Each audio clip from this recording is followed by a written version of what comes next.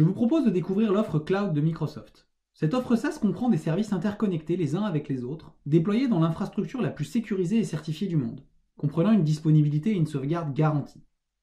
Chez Bcloud, nous utilisons les solutions Microsoft 365, Dynamics 365 et la Power Platform sur des Windows 10 et Mac que nous protégeons avec EMS, la solution de gestion des appareils, PC, Mac, mobile et tablette.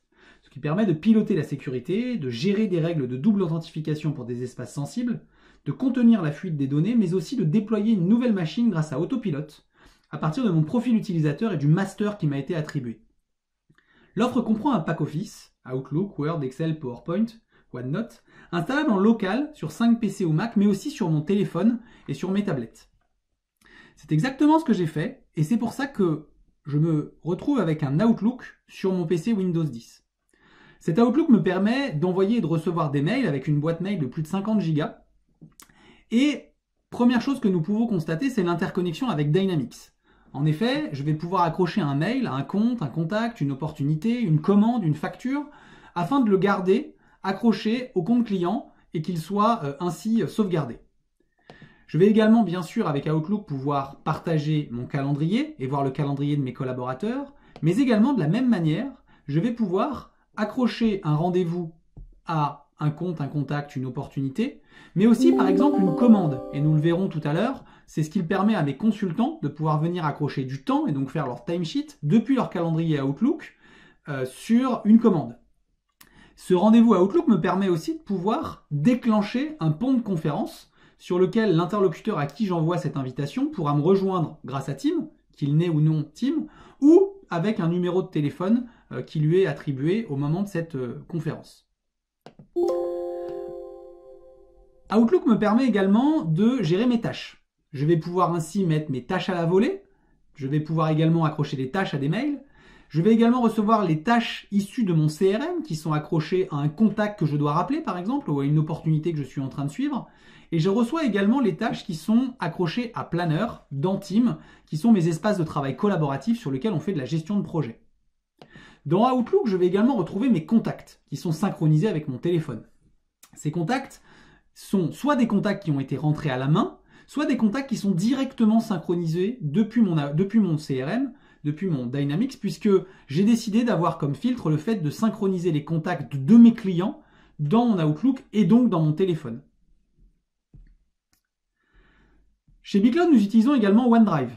Je vais, grâce à OneDrive, depuis mon Windows Explorer, piloter mes bibliothèques d'entreprise. Donc j'ai accès typiquement à des bibliothèques COMEX, des bibliothèques commerce, et toutes les personnes de mon entreprise n'ont bien sûr pas les mêmes droits d'accès. Et j'ai également mon OneDrive sur lequel je vais retrouver mes documents internes, personnels, qui sont synchronisés avec mon OneDrive et qui vont me permettre de pouvoir retrouver ces documents sur l'ensemble de mes appareils. Comme vous pouvez le voir, j'ai des documents qui sont synchronisés en local, d'autres sur lesquels j'ai uniquement accès à l'arborescence parce que je m'en sers moins, et donc OneDrive va gérer toute cette synchronisation. Chez Bcloud, nous utilisons également Teams. Teams possède plusieurs fonctions. La première fonction que vous pouvez voir actuellement, c'est la fonction de collaboration instantanée, de chat. Je vais pouvoir voir en un clin d'œil la disponibilité de mes collaborateurs, et je vais ainsi pouvoir rentrer en contact, en conversation instantanée avec l'un d'entre eux, sur lequel je garde l'historique des dernières conversations que nous avons ensemble. J'ai accès aux fichiers que nous partageons en commun, mais j'ai aussi une vision sur la position de ce collaborateur dans mon infrastructure. La manière dont est fait cet organigramme, grâce à un outil qui s'appelle Delve, qui fait partie de Microsoft 365, me permettra également de faire tourner des workflows d'entreprise, des workflows d'approbation, en s'appuyant sur cette gouvernance qui est ici décrite. J'ai également accès aux dernières activités du collaborateur à l'intérieur de Teams. Teams vous permet également de gérer des équipes d'entreprise. La première équipe que nous pilotons est l'équipe Bcloud. Dans cette équipe, chaque collaborateur de Bcloud a un accès. C'est une équipe publique interne. Nous allons partager des conversations. Nous allons également partager des fichiers qui concernent tout le monde. L'entête de lettres, la manière de se faire rembourser par sa mutuelle, mais aussi l'identité visuelle de Bcloud. Nous partageons des procédures, des bibliothèques de liens qui pointent vers des sites qui sont importants pour nous. Nous avons également mis à disposition de nos collaborateurs une chaîne Stream. Donc Stream est l'outil de streaming disponible dans Microsoft 365 permettant de réaliser une vraie chaîne de streaming interne pour pouvoir publier des vidéos donc typiquement dans lequel nous, on publie nos vidéos de présentation, on publie aussi des vidéos de procédure qui permettent de pouvoir aider les gens à suivre une procédure à travers une vidéo.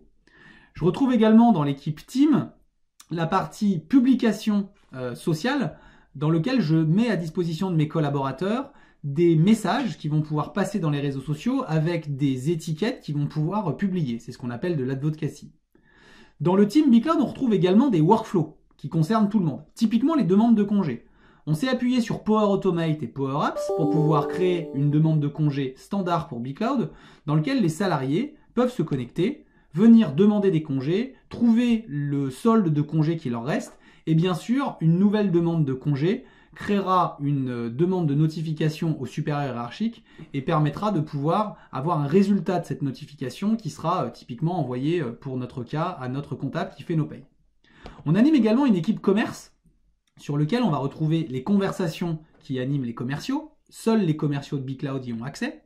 On va également retrouver les fichiers que se partagent les commerciaux, donc nos documentations marketing, nos contrats. C'est ces fichiers-là que je retrouve aussi à l'intérieur de la bibliothèque commerce ici, et c'est pour ça que je l'ai en synchronisation dans mon OneDrive. Je vais également retrouver des reportings. Nous avons mis à disposition de nos commerciaux des reportings tête haute qui leur permettent d'avoir une vision synthétique de ce qui se passe chez un client, et nous les avons publiés dans Team puisque c'est l'endroit dans lequel ils viennent chercher cette information. Ils vont aussi, par exemple, trouver leurs dernières opportunités en cours, puisque Team est connecté à Dynamics 365 et va vous permettre, dans des endroits, de venir publier des listes extraites de Dynamics. On a également les procédures commerciales et puis, bien sûr, d'autres reportings qui leur sont dédiés. Vous allez également trouver une équipe qui s'appelle No Churn chez nous, qui est une équipe Customer Success dont le métier est de s'occuper des clients et de garantir le succès de leur projet. Cette équipe, bien sûr, échange autour de cette problématique-là, échange également des fichiers, mais nous avions besoin dans cette équipe de partager aussi des tâches, faire avancer des sujets de fond. Et donc, on a ouvert un planeur dans lequel l'équipe se répartit des tâches et sur lequel nous faisons notre réunion d'équipe pour pouvoir, en fonction de l'importance des tâches sur lesquelles nous travaillons, faire un point sur où est-ce que nous en sommes sur tel ou tel projet que nous sommes en train de mettre en place, avec en plus de ça la capacité de pouvoir avoir des sous-tâches à l'intérieur de cette tâche. Dans Team, on va également trouver nos espaces de partage avec nos clients, puisque vous le verrez, dans Dynamics, chaque fiche client a la possibilité d'ouvrir son propre Team, et donc d'avoir un espace dans lequel on va pouvoir inviter un client de l'extérieur, qu'il est ou non Team, et il va pouvoir venir collaborer avec nous autour de discussions sur son projet, de fichiers concernant son projet, ou finalement n'importe quelle fonctionnalité dont nous aurions besoin pour mieux collaborer ensemble. C'est là par exemple que nous pourrions prendre un planeur pour faire de la planification sur son projet. Dans Team, vous allez également trouver toute la fonction téléphonie. Donc il faut savoir que chez BigCloud, nous avons complètement dématérialisé notre IPBX dans Team, et donc notre standard téléphonique est dans Team, et si vous appelez au standard téléphonique avec le numéro qui est sur notre site BigCloud, vous allez tomber sur un robot qui va vous dire bonjour. Si vous tapez 1, vous allez avoir le service commercial, si vous tapez 2, vous allez avoir le service technique, etc. Toutes ces boucles d'appels ont été configurées dans la même interface que l'interface Microsoft 365, nous permet d'affecter un numéro d'appel à chaque collaborateur, et vous le verrez, nous permet de faire du click-to-call directement depuis CRM ou d'ailleurs depuis n'importe où, puisque va venir se synchroniser dans cette partie téléphonie également mon répertoire d'appels Outlook, et j'ai également accès à une messagerie vocale qui va, en plus de ça, avoir l'intelligence de retranscrire mes messages vocaux en écrit et me les envoyer par mail quand je ne peux pas décrocher au téléphone et que je suis en réunion, je peux lire d'un œil un message vocal qui m'est laissé. Donc voilà la partie Team. Je vais passer sur la partie Dynamics, donc qui est elle aussi intégrée directement avec tous ces outils-là. Donc pour accéder à Dynamics, on accède à travers un navigateur web, quel qu'il soit, et on va pouvoir retrouver des tableaux de bord qui sont dédiés aux collaborateurs qui s'y connectent, mais également sur la gauche, donc les activités en cours qui vous sont attribuées, les rendez-vous que vous pouvez avoir sur votre outil, les tâches, les appels téléphoniques, la gestion de vos comptes et de vos contacts, de vos prospects et de vos opportunités, Nous gérons également à l'intérieur de Dynamics les incidents clients et la gestion des droits aux services qu'on leur donne. Et vous allez également avoir la partie devis, commande, facture, puisqu'à l'intérieur de Dynamics 365, nous réalisons l'ensemble de la facturation de nos clients au jour le jour.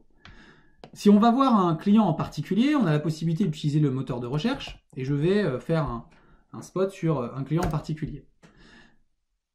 Ce moteur de recherche a été chercher le nom de ce client partout où il pouvait le trouver, et quand j'ouvre la fiche client, la manière dont on a décidé de l'organiser était la suivante. On va retrouver sur la gauche des informations concernant ce client, le fameux click to call dont je vous parlais pour pouvoir le lancer à l'intérieur de Team, et puis des informations qui nous sont propres, puisque dans Dynamics, vous pouvez créer autant de champs personnalisés que vous voulez, donc des informations sur son système d'exploitation, etc. Vous allez également avoir sur la droite l'adresse, une cartographie, les contacts de l'entreprise, et puis sur le centre, tout ce qui concerne l'interaction que nous avons au jour le jour avec ce compte. Les courriers électroniques, les tâches, les appels téléphoniques, l'ensemble des interactions que peuvent avoir mes collaborateurs. En dessous, on trouve les opportunités en cours, les dernières factures du client, les commandes en cours et les incidents. On a véritablement une vision 360 sur tout ce qui est en train de se passer sur ce client. Je vais également retrouver la capacité d'accéder au team du client, puisque comme je vous le disais, chaque client peut avoir son propre espace de travail collaboratif, et je le retrouve en cliquant sur ce bouton. J'ai aussi l'intégration avec Sales Navigator, qui va, depuis le rachat de LinkedIn par Microsoft, permettre de pouvoir enrichir des fiches de compte ou des fiches de contact directement en synchronisation avec LinkedIn. Sur la partie fichiers, je vais avoir l'ensemble des fichiers accrochés au client, avec comme gros intérêt que ces fichiers sont également synchronisés dans mon OneDrive et font que si je recherche le client Certivea, je vais pouvoir avoir accès aux derniers documents, à tous les documents concernant ce compte depuis mon OneDrive ou depuis mon CRM. Si je souhaite avoir plus de détails sur un sujet en particulier, par exemple je veux voir toutes les factures du client, je vais pouvoir ici en cliquant sur ce bouton avoir accès à toutes les factures, toutes les commandes, tous les contacts. Je peux également directement, en cliquant sur le bouton ici, avoir accès à tous les enregistrements, avec des affichages qui sont sous forme de liste, etc. Concernant les contacts, quand je rentre sur une fiche contact, je vais pouvoir avoir accès à des informations concernant ce contact, mais je vais également retrouver les interactions en particulier que nous avons avec ce contact, mais aussi les emails qui ont été envoyés par le marketing automation prévu dans Dynamics qui permet d'envoyer des campagnes de mail et je vais ainsi pouvoir voir les campagnes de mail auxquelles ont participé ce contact. Justement, sur la partie marketing, l'outil Dynamics nous propose tout un panel d'outils sur le sujet. Je vais pouvoir donc créer des listes marketing. Ces listes marketing sont des tests, sont des essais qu'on peut faire sur des échantillons qu'on souhaite relancer, sur des échantillons sur lesquels on souhaite envoyer des emails. C'est finalement, tiens, je vais rappeler tous les clients à qui j'ai fait telle vente l'année dernière, je vais rappeler tous les clients de telle ou telle zone. Donc vous avez un outil de segmentation qui va vous permettre de pouvoir trier des comptes, des contacts pour pouvoir lancer des actions qui soient des actions de type mail, de type SMS, de type téléphonique pour pouvoir vous concentrer sur les choses les plus importantes pour vous. Vous allez également avoir un outil qui vous permet de gérer des envois d'emailing de masse, donc avec typiquement un outil vous permettant de créer des emailings, donc de créer des modèles d'email qui vont être envoyés à ces fameuses listes avec un reporting complet sur le taux d'ouverture, le taux de remise, le taux de clic, les désabonnements, etc. Et également la capacité de gérer vos formulaires, puisque ces emailings peuvent être eux-mêmes connectés à un formulaire web dans lequel les gens vont venir rentrer des informations, et où les formulaires qui sont sur votre site web, le formulaire de contact par exemple, une fois qu'il est rempli, rentrera directement dans CRM. Cet outil derrière va transformer finalement ces emailings, ces comptes, ces contacts, ces appels téléphoniques en opportunités commerciales s'il y a lieu, et c'est ce que nous verrons juste après. Il faut savoir que toutes ces tâches peuvent être mises dans un moteur d'automatisation qui va faire que vous allez pouvoir enchaîner des tâches les unes derrière les autres avec des schémas logiques en disant bah, j'envoie un premier email, si la personne clique, potentiellement j'en envoie un deuxième, si elle reclique, alors j'affecte un appel téléphonique à mon commercial pour qu'il puisse appeler, etc. Donc justement, tout ce moteur de marketing automation permet de gérer donc, des opportunités, ces opportunités qui sont ensuite traitées par les commerciaux et sur lesquelles vous allez pouvoir suivre ces opportunités sous forme d'un pipe commercial. Donc là, je vais vous ouvrir le pipe des opportunités ouvertes de l'entreprise et sur lequel, là, vous allez retrouver donc typiquement les opportunités du mois, par exemple, avec un modèle schématique vous permettant de pouvoir aller voir, par exemple, celles qui sont le plus avancées et pouvoir aller voir ces opportunités-là. Vous pouvez à chaque fois, bien sûr, trier par la plus grosse, par tel ou tel produit, etc. Si je rentre sur une opportunité en particulier, on va voir que cette opportunité, elle est suivie sous forme d'un schéma avec le suivi de cette opportunité dans lequel, dans notre cas, nous travaillons les opportunités avec 3 phases dans lesquelles on va avoir la nécessité de détecter le besoin du client, de lui proposer une solution, d'estimer un revenu et puis ensuite, si on a fait toutes ces actions-là, on a la possibilité de le passer dans l'étape suivante. Et là, ce qu'on va demander, c'est est-ce qu'on a vu quelqu'un capable de décider, quand est-ce qu'on a fait la démo et à quelle date, etc. Ce schéma-là est bien sûr complètement paramétrable. Vous pouvez mettre autant d'étapes que vous le souhaitez et sur lequel vous allez pouvoir derrière comme ça avoir ce schéma qui se fait puisque vous avez compris, mon pipeline vient ranger les affaires qui sont dans cet état-là ou cet état-là. Ce qu'on va retrouver, c'est sur cette fiche d'opportunité, la campagne qui nous a permis de la trouver. On va également retrouver de l'information un peu plus poussée sur les besoins du client, l'accès directement au téléphone de la personne qui gère cette opportunité, et puis ce qu'on appelle les parties prenantes, puisqu'on va pouvoir venir dire, en fonction d'une personne, est-ce que c'est un décideur, un acheteur, un champion, un décisionnaire. Tout ça, bien sûr, étant complètement paramétrable. Ces opportunités et la manière dont on les suit sont, elles, complètement pilotées à travers un reporting qui nous permet de pouvoir, avec un calcul statistique, venir les classer entre les meilleures et les moins bonnes et ainsi de venir accélérer ou décélérer les meilleures idées qu'on a pu avoir. Typiquement, on a un code de calcul qui se fait ici qui regarde donc le réel qui a été signé sur une idée, l'estimé qu'on est en train de signer sur une idée. On a également essayé d'estimer le temps que les commerciaux passent sur ces idées commerciales qu'on peut avoir. Et plus on passe de temps sur une idée, plus elle va venir enlever finalement de la rentabilité à ce type d'opération. Et puis si on a dû dépenser un budget, on a acheté des AdWords, on a acheté une publication dans la presse, on va pouvoir également le retrancher. Tout ça divisé par le nombre d'opportunités totales, ce qui nous donne finalement un résultat en euros qui nous permet de classer les bonnes et les mauvaises idées, puisque on a des idées qui on avait l'impression qu'elles étaient bonnes, même si elles ont généré des commandes, elles nous ont pris tellement de temps à être gérées par les commerciaux que au final on y a passé plus de temps que ce que ça pouvait rapporter.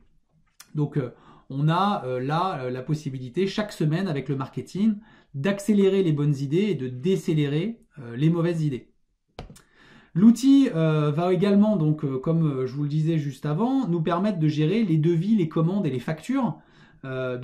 Si on se penche sur les commandes, l'intérêt de la gestion des commandes est que je vais pouvoir sur une commande avoir donc tout l'état de cette commande avec un nom, pour quel client, comment est-ce qu'il va être facturé.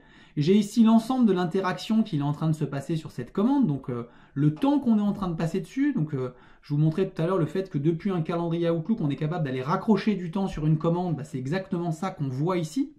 Je peux aussi directement depuis une commande réserver du temps d'un consultant et venir faire que ce consultant va avoir son calendrier Outlook qui va se nourrir automatiquement. Et je vais par exemple sur une commande dire que je planifie une journée par semaine pendant 1 an sur cette action-là et ça va venir le mettre comme un rendez-vous récurrent qu'on aurait pu faire dans Outlook.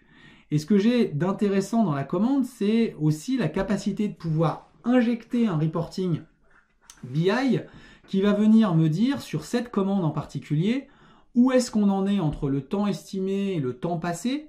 Est-ce qu'on a bien facturer ce qu'on devait facturer. Et donc là, on voit encore une fois tout l'intérêt de l'intégration de ces offres SaaS, puisque là, j'ai une vision en temps réel du temps passé versus le temps estimé, et puis surtout, où est-ce qu'on en est en facturation, mois par mois, et puis combien on a facturé versus combien on devait facturer. Donc avec quelque chose qui nous permet, nous, de gérer au jour le jour cette commande. Je retrouve également donc les produits facturés, donc là c'était quand même quelque chose d'assez simple, parce que c'était un forfait. Je retrouve également les factures qui ont déjà été faites sur cette commande, puisque cette commande, il y a des lots, donc elle est facturée petit à petit et à l'avancement. Et puis, comme vous le voyez, mais ça on le voyait sur le résumé, également les activités et le temps passé déjà, avec les logs qui ont été mis sur cette commande.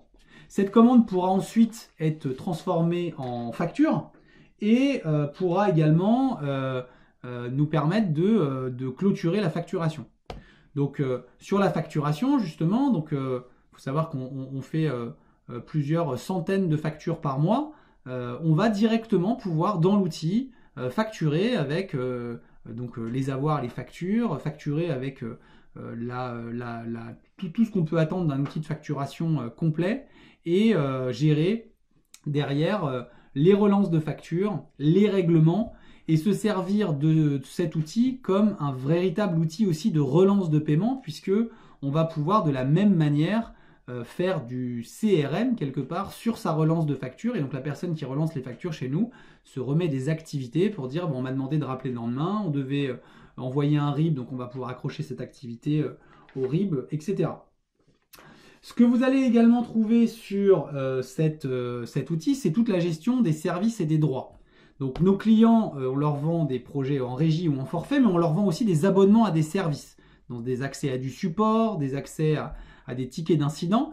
Et là, vous allez trouver ce qu'on appelle les droits chez nous, donc qui sont des droits qui vont piloter finalement le service qu'on a ouvert pour ce client et les engagements qu'on a pris vis-à-vis de lui, notamment concernant des SLA, des délais moyens de réponse, etc.